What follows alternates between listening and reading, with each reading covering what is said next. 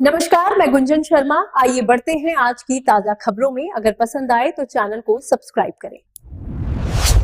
हमारा किसान उत्पादक था और वही किसान जब कारीगर के रूप में काम करता था तो उद्यमी के रूप में भी अपने आप को स्थापित करता था।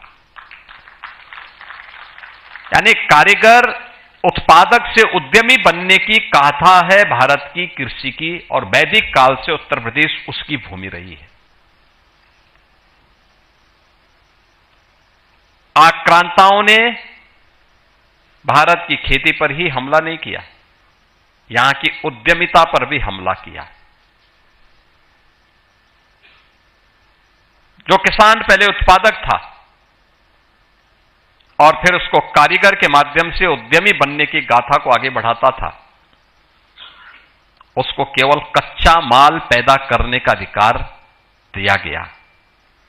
यहां का कच्चा माल बाहर जाता था, वैल्यू एडिशन का लाभ उन लोगों को मिलता था।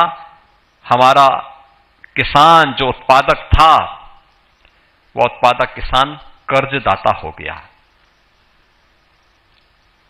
हमारा कारीगर जो उद्यमी था, वह बेरोजगार हो गया।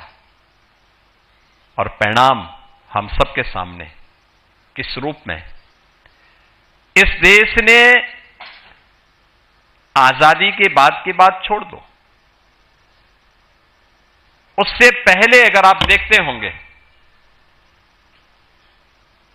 आपने और इसमें यहां पर उपस्थित जितने भी कृषि वैज्ञानिक हैं, जितने भी शोधार्थी हैं, उन लोगों ने भारत के राष्ट्रगीत वंदे मातरम की गाथा को सुना होगा।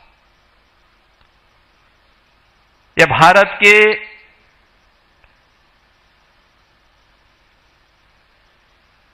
अंदर आनंद मठ पर आधारित एक उपन्यास है, उस उपन्यास का एक पार्ट है। यह बंगाल के त्रासदी पर आधारित गीत है। बंगाल के अंदर जब अकाल पड़ती है, क्या स्थितियां हुई थी, लोग भूखों मर रहे थे। वहां का एक जमींदार महेंद्र नाथ के परिवार पर भी किस प्रकार की बीती थी, और फिर सन्यासी विद्रोह हुआ था। उस समय के ब्रिटिश और औपनिवेशिक काल में किस प्रकार का शोषण होता था, उसकी पूरी गाथा उस आनंद मठ के अंदर समाहित की गई है।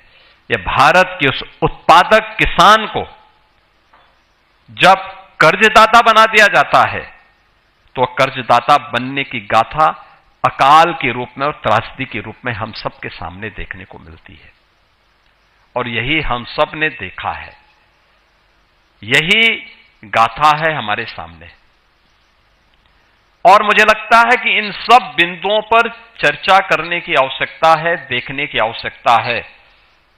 संभावनाएं आपके सामने हैं, उन संभावनाओं को कैसे आप जमीनी धरातल पर उभार करके दुनिया को अपनी ओर आकर्षित कर सकते हैं, यह सामर्थ्य आपके सामने अभी आने वाली समय की चुनौतियां भी हैं।